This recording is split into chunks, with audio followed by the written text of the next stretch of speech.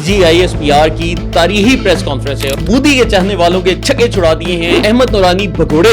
भारत ने पाकिस्तान पर surgical strike कर दी है। भारत की आजकल चीजें वक्त के साथ साथ हमें ज्यादा सुनने को मिल रही है। पाक फौज और DGISPR साहब को सलाम पेश करता हूं। सियासी मैदान की हर बड़ी खबर से आगाह रहने के लिए हमारे चैनल आजाद सियासत को सब्सक्राइब करें और बेल आइकन को प्रेस करें।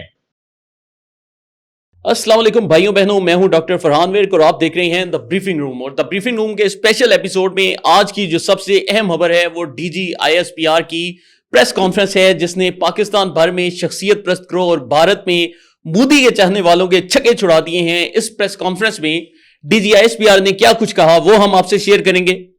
इसके अलावा हमारे पास चंद बहुत अहम खबरें हैं, जिनमें सबसे पहले नंबर पर यह कि कल जो हमने वीलॉग किया था उसमें तहरीक इंसाफ के सहाफी जनाब भगोड़े अहमद नूरानी को बड़ा गुस्सा आया और उसने हमारे वीलॉग पर एतराजात किए। वो क्या एतराजात किए वो हम आपसे जिक्र करेंगे।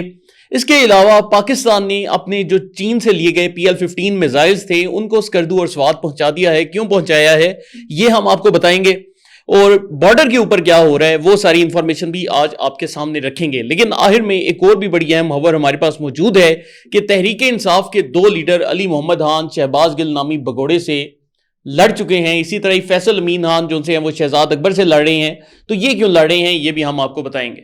तो आज की हमारी जो सबसे पहली खबर है वो DGISPR की तारीखी प्रेस कॉन्फ्रेंस है। और इसको हम तारीखी प्रेस कॉन्फ्रेंस क्यों बोल रहे हैं, क्योंकि ये प्रेस कॉन्फ्रेंस हालिया जो भारतीय प्रोपेगेंडा किया गया उस सबके जवाब में थी।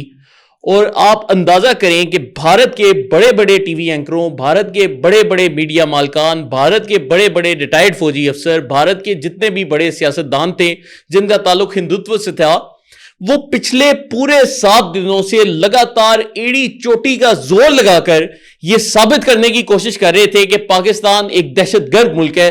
लेकिन पाकिस्तान के मर्दे मुजाहिद लेफ्टिनेंट जनरल अहमद शरीफ साहब ने सिर्फ 15 मिनट में भारत का यह पूरा 7 दिन से फैलाया गया जाली प्रोपेगेंडा नाकाम करके रख दिया। अब यह जाली प्रोपेगेंडा नाकाम कैसे होता है हम आपको बताते हैं कि सबसे पहले उन्होंने कोई इधर उधर की बात नहीं की, वो सीधे सबूतों पर आए। एक स्लाइड दिखाई गई और स्लाइड में एक दहशतगर्द है जिसका नाम मजीद है। और ये जो मजीद है ये पाकिस्तानी शहरी है, लेकिन इसको भारत के मेजर संदीप वर्मा ने बकायदा इस्तेमाल करना शुरू किया हुआ है। तो DGISPR साहब ने बताया कि इस दहशतगर्द को जब पाकिस्तान ने पकड़ा तो इसके पास से IED और भारतीय ड्रोन जोन है वो बरामद हुआ। इसके साथ इसके पास कुछ पैसे भी थे।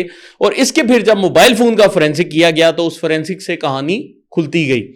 यहां पर इस दहशतगर्द को बकायदा IED लेने की लोकेशंस भेजी जाती। ये IEDs जो से हैं ये एक्सप्लोजिव मवाद होता है और ये उस दहशतगर्द को बकायदा भारतीय साख्ता ड्रोनों के जरिए भिंबर और हेड मराला जो कि सियालकोट के पास है वहां पर ये सारा सामान भेजा जाता था। वहां से ये IED को पिक करता था और पाकिस्तान में इस दहशतगर्द ने 4 हमले किए इन IED ब्लास्ट के जरिए। अब यहां पर हम आपको एक और चीज बताते चलें कि इसके साथ जो बंदा थ्रू था उसका नाम सूबेदार सुखविंदर था। यानी कि पाकिस्तान ने एक एक चीज, एक एक कम्युनिकेशन, एक एक फाइनेंशियल ट्रांजैक्शन का सबूत सब कुछ सामने रखा। तो ये जो सूबेदार सुखविंदर है इसने इसको ये भी बताया कि जी हम आपको पैसे जो से हैं किस तरह से भेजेंगे, कैसे पैसे आपके फोन में लैंड होंगे। ये जो सूबेदार सुखविंदर है ये बकायदा उसको लोकेशन भी भेजता कि यहां पर IED ब्लास्ट होगा। लेकिन जो सबसे अहम नुकता है कि भारतीय फौज ये जो IED ब्लास्ट थी ये पाकिस्तान के फौजियों के ऊपर नहीं बल्कि उसको बोल रही थी कि तुमने ये IED ब्लास्ट आम सिविलियन आबादी पर भी करना है। तो नाजरीन, दुनिया भर में जब भी मतलब कोई भी फौज होती है तो दुनिया भर के ये आलमी कानून है कि कभी भी फौज जो सी है सिविलियन आबादियों को अपना निशाना नहीं बनाती। और एक और अहम चीज जो DGISPR ने पिन पॉइंट की कि ये कोई भारतीय एजेंसी ड्रॉ की एक्टिविटीज नहीं थी। भारतीय फौज, उस फौज का हाजिर सर्विस मेजर, उस फौज का हाजिर सर्विस जो सूबेदार है, ये लोग जो से हैं पाकिस्तान के शहरियों में जो से दहशतगर्दी करवा रहे हैं। तो इसको स्टेट स्पॉन्सर्ड टेररिज्म कहा जाता है। ये जो दहशतगर्द मजीद है ये अपना आखिरी IED ब्लास्ट करने वाला था जेहलम के बस स्टॉप के ऊपर। اور باقاعدہ اس کو بھارت سے ہدایات مل رہی تھی. D G I S P R نے اس کا آڈیو کلپ بھی چلایا جس میں اس کو بتایا جا رہا تھا کہ تم نے یہ جو بم دھماکہ ہے کسی ایسی جگہ پر کرنا ہے جہاں پر زیادہ عوام کھڑے ہوں, تو پریفرنس یہی ہے کہ تم کسی بس اڈے پر جا کر یہ دھماکہ کرو. اور پھر یہ جو دہشت گرد تھا یہ باقاعدہ جہلم کے بس اڈے پر پہنچا, لیکن پاکستانی ایجنسیوں کو اس پوری بات کا پتہ چل چکا تھا اور یہ دہشت گرد پھر وہاں سے گرفتار ہوا. لیکن یہاں پر ایک اور اہم چیز یہ ہے کہ میجر سندیپ ورما جو کہ بھارتی فوج کا حاضر سروس میجر ہے, اس نے اپنے آڈیو نوٹ میں یہ بھی بولا کہ ہمارا نیٹ ورک لاہور سے لے کر بلوچستان تک ہے اور ہم وہاں پورے علاقے میں جو ہے دہشت گردانہ کارروائیوں میں ملوث ہیں. تو D G I S P R صاحب نے پہلے یہ پوری کی پوری گفتگو, سارے اس کے ثبوت, فائنینشل ٹرانزیکشنز کے ثبوت, کیسے پیسے اس کو جاتے تھے, ایک ایک چیز جو ان سے یہ سامنے رکھ دی. اور آپ یقین مانیں کہ پچھلے 7 دن گزرنے کے باوجود بھارت ابھی تک پہلگام واقعے کے وہ 4 دہشت گرد گرفتار نہیں کر سکا. اور بھارت نے دہشت گرد گرفتار کیے بغیر ہی پاکستان کے خلاف یہ جعلی اور بھونڈے قسم کے الزامات لگانے شروع کر دیے.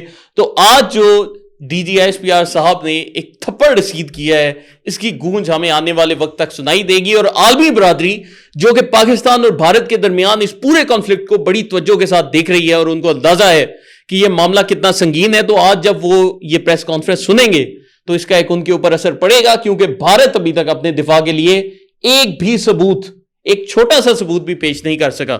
لیکن D G I S P R صاحب نے جاتے جاتے ایک بڑی اہم بات کی اور انہوں نے کہا کہ جب بھارت نے یہ جنگی جنون شروع کیا اور ساری ڈرامے بازی سٹارٹ کی تو اس کے ساتھ ہی 3 دن پہلے 71, یہاں پر ہم 1 2 3 4 5 6 7 8 9 10 20 30 40 50 لوگوں کی بات نہیں کر رہے, 71 فتنہ اور خوارج کے دہشت گرد افغانستان کے رستے پاکستان میں داخل کرنے کی کوشش کی.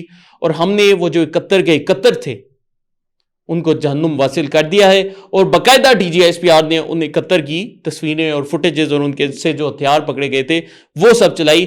تو اب یہ جو چیز ہے پاکستان نے ثبوت کے ساتھ پوری دنیا کے سامنے رکھ دی ہے کہ بھارت اسٹیٹ سپانسرڈ دہشت گردی کرنے میں شامل ہے. اور جیسا کہ ہم نے آپ کو پچھلے دنوں بھی بتایا تھا کہ یہ چانکیہ کا فلسفہ ہے کہ خود اپنے لوگوں کو معمولی نقصان پہنچا کر بڑا فائدہ حاصل کرو.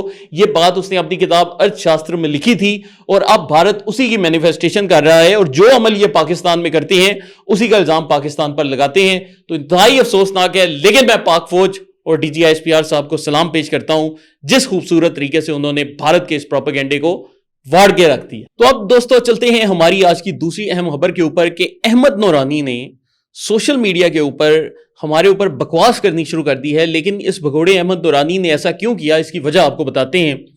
کل جو ہم نے وی لاگ کیا تھا اس میں میں نے ذکر کیا تھا کہ بھارت نے اپنی ایک نیوکلیئر آبدوز بنائی جس کا نام تھا INS اریہانت. اور یہ جو نیوکلیئر آبدوز تھی اس کو 2017 میں پانی میں اتارا گیا, اور جب اس کو اتارا تو بھارتی فوج کے پاس اور بھارتی نیوی کے پاس اتنی صلاحیت ہے کہ وہ اس کا دروازہ بند کرنا بھول گئے. جی ہاں, اور دروازہ بند کرنا بھولے تو یہ جو آبدوز تھی اس نے کدھر جانا تھا, پانی کے اندر, تو وہ پانی میں ڈوبنا شروع ہو گئی. خیر یہ جو ہم نے خبر دی تھی اس کے بعد سے احمد نورانی نے ٹویٹر کے اوپر تتے توے پر پھڑک پھڑک کر رونا شروع کر دیا کہ یہ جو آزاد ڈیجیٹل چینل ہے یہ جی جھوٹ پھیلاتا ہے. تو احمد نورانی بھگوڑے, تو جو امریکہ میں بیٹھ کر یہ ساری ڈرامے بازیاں کرتا ہے اور بھگوڑا بند کر رہا ہے صرف اس لیے تاکہ تجھے اسائلم مل سکے یا اس لیے کہ تجھے اپنے بھارتی مالکوں سے چند ڈالر مل جائیں, تو تجھے میں چند خبریں دکھانا چاہتا ہوں, آپ آنکھیں کھول کے پڑھ. ہم بغیر ریسرچ کے ایک بات نہیں کرتے. تو یہ دیکھیں ناظرین, آپ کے سامنے اسکرین پر دا ہندو اخبار ہے بھارت کا, ان کی خبر نظر آ رہی ہے. سب سے پہلے یہ جو خبر تھی یہ دا ہندو نے بریک کی تھی جس نے پوری دنیا میں تہلکہ مچا دیا تھا. لیکن اس کے ساتھ ساتھ دیکھیں کہ اگر احمد نورانی کو اسرائیل سے بڑی محبت ہے تو ہم نے ٹائمز آف اسرائیل کا بھی وہ نیوز کٹنگ لگا دی ہے, جہاں پر یہ ٹائمز آف اسرائیل میں بھی یہ خبر جو سی ہے پبلش ہوئی. اس کے علاوہ نیوز ویک دنیا کا معتبر ترین اخبار میگزین سمجھا جاتا ہے, نیوز ویک میں بھی یہ خبر نشر ہو چکی ہے. اس کے علاوہ اگر یہ دیکھیں تو جو برطانیہ کی فوج کا آفیشیل جرنل ہے وہاں پر بھی یہ جو خبر ہے یہ موجود ہے. تو احمد نورانی بھگوڑے, ہم ہمیشہ سچی خبریں دیتے ہیں. میں تجھے ڈیئر کرتا ہوں کہ ہماری کسی خبر کو چیلنج کر کے دکھا, ہم ریفرنس اور ثبوتوں کے ساتھ تجھے جواب دیں گے. اس کے ساتھ دوستو چلتے ہیں آج کی تیسری اہم خبر کی جانب کہ بھارت نے پاکستان کے اوپر سرجیکل سٹرائک کر دی ہے ان کے ٹی وی چینلز کے مطابق. تو کل ہی میں آرنب گوسوامی کا شو دیکھ رہا تھا اور اس میں وہ بول رہا تھا کہ بھارت نے پاکستان پر سرجیکل سٹرائک کر دی ہے. یہ ایسی سرجیکل سٹرائک ہے جس نے پاکستان کو سوچنے پر مجبور کر دیا ہے. ہم نے پاکستانی چینل جیو نیوز اور ڈان نیوز پر پابندی لگا دی ہے. جی ہاں, بھارت نے یہ سرجیکل سٹرائک کی ہے کہ ابھی تک انہوں نے گورنمنٹ آف پاکستان کا ٹویٹر اکاؤنٹ اور 20 پاکستانیوں کے جو سے ہیں یوٹیوب اکاؤنٹ بند کر دیے ہیں. تو یہ چیز سرجیکل سٹرائک ہو گئی ہے. اب پاکستانی بھی کون سے, کہ آپ اندازہ لگائیں کہ ہمارا وہ بھائی ہے سید مزمل شاہ, ایکسٹریملی لاجیکل, مطلب وہ بندہ جو سے ہے انڈیا کے خلاف شاذ و نادر ہی بولتا ہے, نہیں تو وہ بندہ جو ہے صرف لاجک کے اوپر بات کرتا ہے. اس بیچارے پر پابندی لگا دی. پھر ارشاد پٹی صاحب, مطلب اس بندے, وہ بندہ کیا کر رہا ہے کہ وہ جا کر علماء اکرام کے انٹرویو کر رہا ہے, اس کے اوپر پابندی لگا دی. ایسے لوگوں پر پابندی لگائی ہے کہ بندے کی عقل دنگ رہ جاتی ہے. اور پھر گورنمنٹ آف پاکستان کا ٹویٹر اکاؤنٹ جس پہ 3-4 دن بعد ایک ٹویٹ ہوتی ہے, اس پہ پابندی لگا دی ہے. تو آپ اس سے انڈیا کے خوف کا اندازہ کر سکتے ہیں کہ ان لوگوں کو یہ جو حالیہ کچھ عرصے میں پاکستانی قوم نے اپنے میمز کے ذریعے جواب دیا, اس کے بعد سے ان کی حالت جو سی ہے ٹائٹ ہو چکی ہے, اور اب وہ یہی والی جو سی ہے سرجیکل سٹرائک کر سکتے ہیں بیچارے. تو چلیں دیکھتے ہیں آگے کیا کرتے ہیں.